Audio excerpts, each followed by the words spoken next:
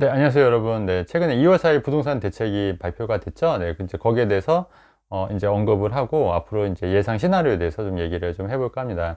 네, 2월 4일 부동산 대책의 뭐 핵심은 그런 것 같아요. 이제 앞으로 이제 공공 재개발 재건축일 때 우선 입주권, 우선 분양권을 이제 주지 않고 그 이후에 이제 산 사람, 이제 현재 재개발 예정지가 아니더라도 나중에 추후에 재개발 예정지, 재개발이 지정이 된다고 하면은 그때 이제 빌라를 산 사람들마저도 결국 입주권을 주지 않고 현금 청산을 하겠다. 우선 이게 이제 가장 핵심이고 가장 논란이 되는 거죠. 그래서 이게 사실은 법률적인 좀 검토가 좀 필요하고, 이게 또 헌법에도 좀 위배되는 재산권 침해다 뭐 이런 얘기가 있기 때문에 이게 실제로 또 어떻게 작용이 될지 적용이 될지는 좀 더 두고 봐야 하겠지만, 어쨌든 지금 굉장히 심각한 거죠.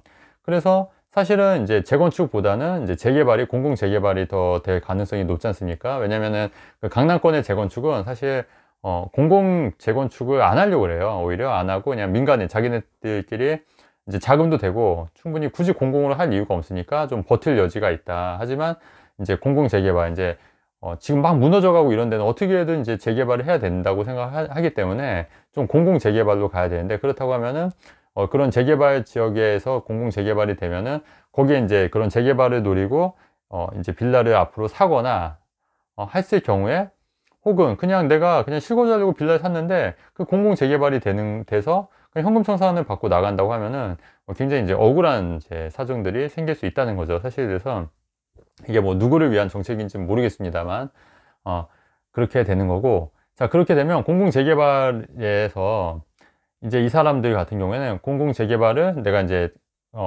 샀어요. 근데 살 사람이 없어. 살 사람이 없는 거죠. 왜냐면은 그 들어온다 하더라도 입주권을 못 받는데 누가 사겠습니까, 앞으로. 그러면 지금도 이제 빌라가 이제 거래가 이제 더 이상 이제 없을 여지가 있다, 앞으로도. 그리고 언제 어디가 지정이 될지도 몰라요. 그러면 내가 그게 아니고 그냥 실거주 목적으로 살려고 했다 하더라도 나중에 공공 재개발되고 그 현금 청산돼서 그냥 쫓겨나면 안 되니까 빌라를 앞으로 누가 사겠습니까? 그래서 제가 예전에 그 재개발 같은 경우에 빌라는 좀 조심해야 된다, 그 한번 영상 올린 적 있을 거예요. 그래서 재건축보다도 빌라 재개발이 이제 정책에서 굉장히 영향을 많이 받기 때문에 상당히 조심해야 되고 투자기에 좀 적합하지 않다, 제가 그 영상 올린 적이 있을 거예요. 불과 그 영상을 올리고 나서 이게 며칠 만에 또 이런 발표가 나고 실제로 지금 그렇게 되고 있는 거잖아요.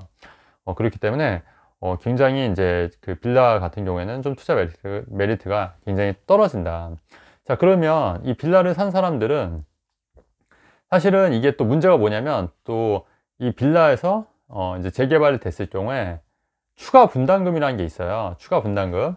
근데 이 추가 분담금을 낼 여력이 없거든요. 그래서 사실 여력이 있으면 그냥 빌라를 갖고 추가 분담금까지 내고 그 빌라의 아파트가 될 때까지 그냥 기다렸다가 입주를 하면 돼요.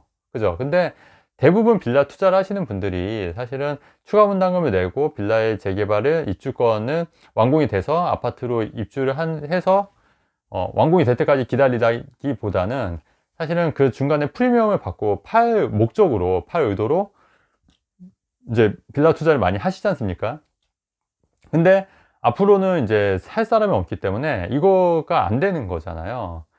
그러면 결국은 이분들은 어떻게 되냐, 추가 분담금 못 내요. 못 내고 결국 현금 청산을 당하는 거죠. 그리고 내가 그냥 실거주 목적으로 했는데 아파트가, 내 집을 다 뺏기고 아파트가 들어온다 하더라도 그냥 현금 청산되고 나가는 거예요. 왜냐면 추가 분담금을 못 내고 또 이거를 프리미엄 받고 팔 수도 없는 거지 않습니까? 그렇기 때문에 그냥 내 집을 그냥 뺏기는 거예요. 뺏기는 거.